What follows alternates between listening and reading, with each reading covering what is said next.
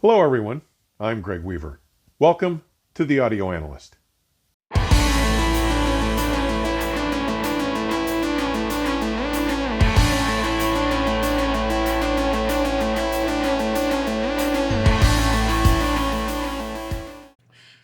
I hope that all my friends in the path of Winter Storm Fern are staying warm today, as it is 6 degrees below zero and feels like 17 degrees below zero here as I record this. But when the new Fosi Audio BT20A Max arrived just before Christmas, I was stoked. Just what is the Fosi Audio BT20A Max? Essentially, it represents the latest advance on the Fosi Audio BT20A range of products, originally released in 2020, followed by the updated Pro Edition released in the spring of 2023.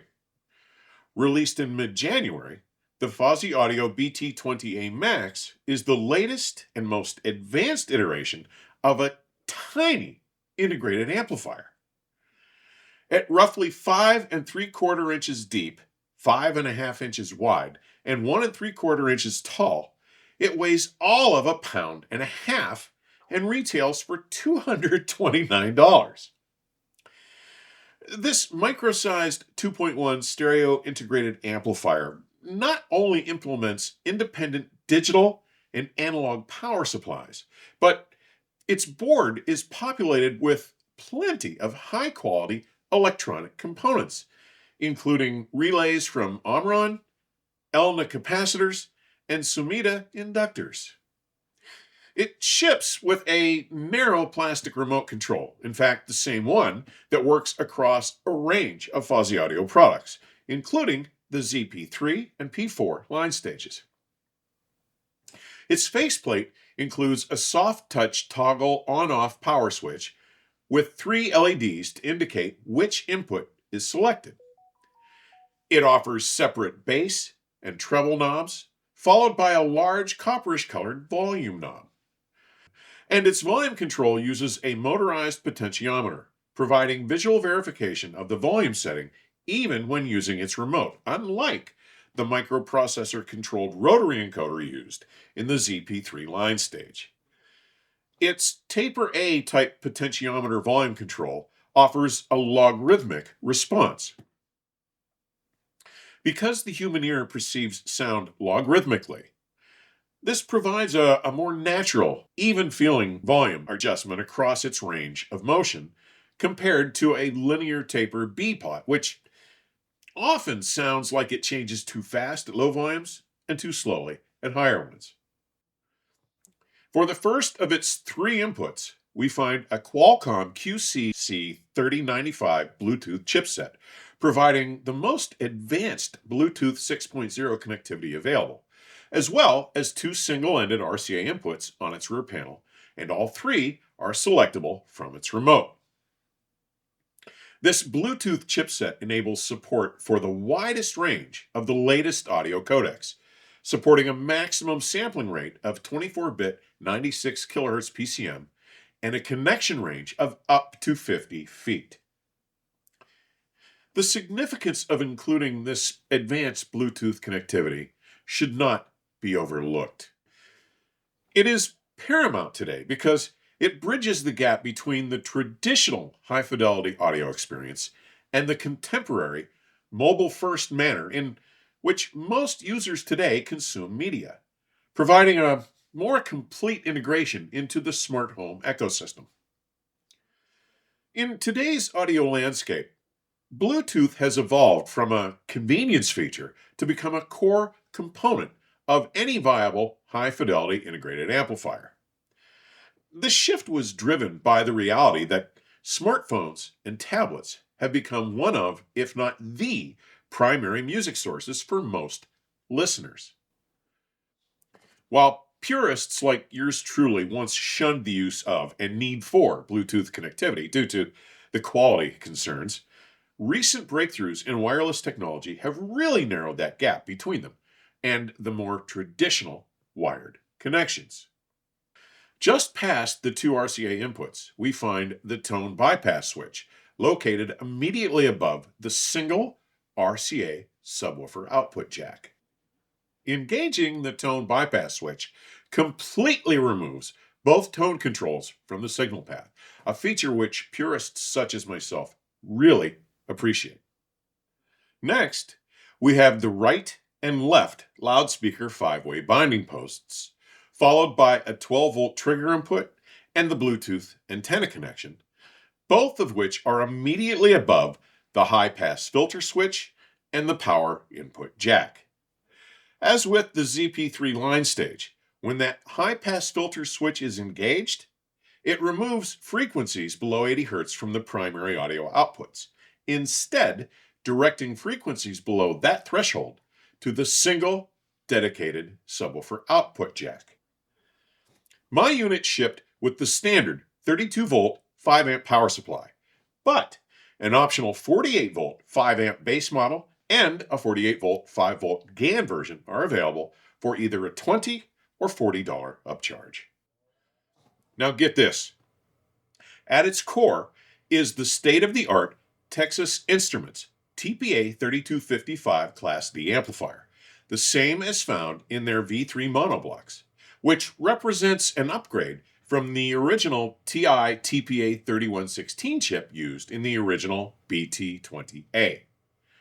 The BT20A Max is said to deliver 180 watts RMS, or a staggering 300 watts peak per channel of Class D power into 4 ohms, with a stated THD of just 0.003% and a signal-to-noise ratio greater than or equal to 112 decibels. Fosi leverages its post-filter feedback technology to realize this exceptional level of ultra-low distortion and enhanced signal-to-noise ratio. Fosi says this advanced circuit design, also applied in their class-leading V3 monoblock amplifiers, receives its feedback signal after its essential LC output filter rather than before it.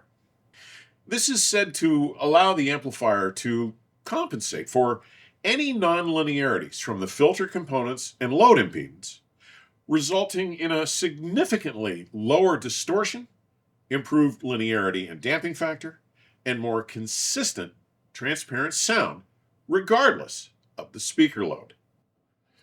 This max iteration implements a built-in silent fan said to boost its cooling efficiency by 30% and adds specially engineered vents to the top and sides of the chassis to further maximize airflow for superior heat dissipation.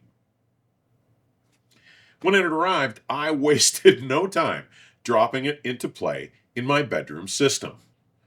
That system features 3 sources: a WIM Mini, the hockey puck-sized streamer with its own DAC and analog output, a DirecTV Genie receiver, and Google TV. The WIM Mini and DirecTV Genie use the 2 single-ended RCA inputs to connect to the BT20A Max. Google TV, an HDMI plug-in device that supports video streaming platforms, connects via its Bluetooth input. Both the DirecTV Genie and Google TV alternately drive a 60-inch Samsung monitor. The speakers in this system, one of the 5 throughout my home, include the singular Audience Clairaudient 1+1 V5 monitors I featured in episode 144 back on October 15th, 2023, and a Yamaha Studio 810 slim profile subwoofer. Speaker and interconnect cables are Audience Ono level. But enough background.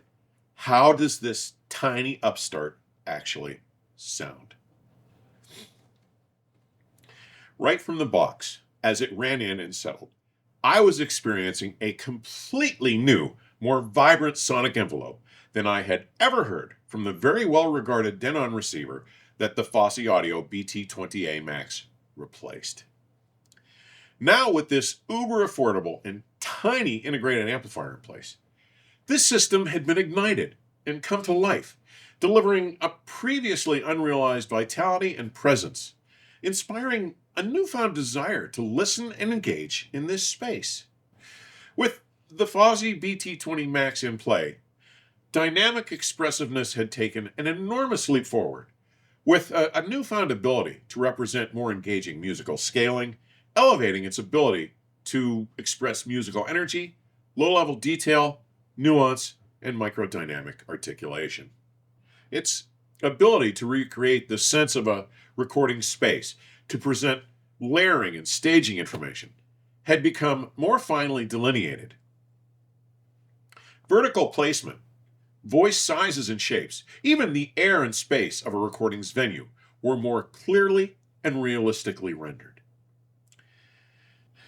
But arguably, the biggest improvement the BT20A Max revealed was its clearer, more enhanced expression of the mid-range bandwidth. Not only was it rendered with greater definition and detail, but the overwhelming substance of its tone and color was presented with more vibrance. Overall, it delivered a more authentic representation of the music's energy and rhythmic content, spatial information, and enhanced clarity, which all worked together to deliver a remarkably neutral presentation that was clearly more engaging and lifelike. Now, as remarkably accomplished as this little dynamo is as shipped, I could not help but wonder just how much more performance might be found through op-amp rolling. My previous experiences replacing the stock 50-odd cent Texas Instruments NE5532 semiconductor wafer op-amps with the overachieving discrete op-amps available from SparkoS Labs had me itching to effect the swap. Sadly, this substitution is relatively complex, much like that presented by the ZP3 line stage. As such, I simply can't recommend that it be attempted by anyone with no real electronics bench experience. The process requires removing the bass, treble, and volume knobs and the nuts securing them to the faceplate. Next, several hex head machine screws have to be removed from the rear panel. This allows the faceplate to slide forward enough to loosen the locking actuator and release the ribbon cable from its connection, allowing the full removal of the faceplate. After removing two short hex head machine screws on the bottom of the amplifier, securing the Texas Instruments Class D amplifier module, the board is then free to slide out the rear of the chassis. Because the bottom of the Texas Instruments amplifier chip is secured to the base of the chassis to use as an enormous heatsink, there is a thin layer of thermal grease on its bottom to enhance its thermal transfer capability. In order to prevent disturbing that layer, I propped up the front of the board, preventing it from contacting my work surface. To access the dip-socketed op-amp location on the board, the fan, its grill, and mounting ring have to be removed from their standoffs. Once removed, you have clear access to the two dip-socketed op-amps. And because the SparkoS Audio discrete op-amps are significantly taller than the stock NE5532 chips, I had to make sure that they fit safely underneath the fan mount without touching it and possibly causing a short. After applying a new layer of thermal grease to the bottom of the amplifier chip's heatsink, I reversed the entire process, reassembling the amplifier. This entire process took about 20 minutes. But the sonic transformation was not subtle. What had already been a very accomplished sonic tapestry had become much more accurate, resolute, and complete. Bass was deeper, more articulate, and tighter, offering elevated impact, punch, and displaying exceptional pitch.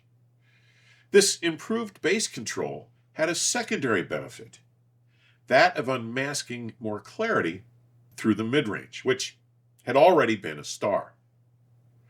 This bandwidth was now cleaner, allowing vocals and instruments to bloom more naturally. The uppermost octaves were also more refined and extended. This had the effect of revealing subtle textures and detail from instruments like strings or cymbals, revealing more air and ambient detail removing any suggestion of sharp, harsh, or edgy artifacts. And all these enhancements synergize to develop a more spatially organized soundstage, one generated with more precision, refined instrument separation, and more convincing layering, making it easier to distinguish individual elements, especially during complex musical passages. I hope that I've made it clear that this new Fosi Audio BT20A Max represents a remarkable new accomplishment in affordable sonic excellence and versatility, while offering an accessible and cogent path for growth through upgrade. As shipped, the Fosi Audio BT20A is a paradigm of value and performance. With a retail price of just $229, its combination of superb sonic performance and versatility redefine value. It delivers a surprisingly unrivaled level of audio performance, especially for listeners whose primary music library is a streaming service over a mobile device. And it does so at a price that anyone, regardless of their income, can find a way to afford. And while you can easily revel in its native voice, should you care to, you may leverage the advantages of the op-amp rolling experience at any time, whenever it may be financially feasible, to maximize the potential such an overachieving machine affords. Now, don't get me wrong. Even with the exceptionally elevated results realized by op-amp rolling, no seasoned music lover will be likely to confuse its performance with that of an AudioNet Humboldt, CH Precision i1, Constellation Audio Argo, or Griffin Diablo 332. Yet by the same token, it has absolutely no right to sound this good, to perform this remarkably well for such a modest price. I hope you can begin to grasp the importance, the relevance I place on this new breed of machines, as sonically accomplished as the Fosi Audio BT20A Max. By offering this level of audio performance and versatility at such an accessible price, it represents a paradigm shift. Such astonishing performance in this price range was simply unattainable as recently as just a few years ago, and the trend is only accelerating. Arguably, some music lovers might even be willing to suggest that such products present a value-driven alternative to the lofty performance of some world-class integrateds that cost as much as 250 times as much. Such overachieving machines simply serve to confirm a number of my longtime assertions. Among them, that hyper audio products fuel significant advances in products at every range, including the entry level, and that we are living in a new golden age of audio, one where previous performance and pricing norms and limitations are being routinely crushed and reset. And I, for one, freaking love it. As always, thank you for taking the time to drop by today. Further information on supporting the channel and my efforts may be found in today's description section or at my component website, theaudioanalyst.com. Please stay safe, stay warm, and keep the music playing. Till next time, cheers.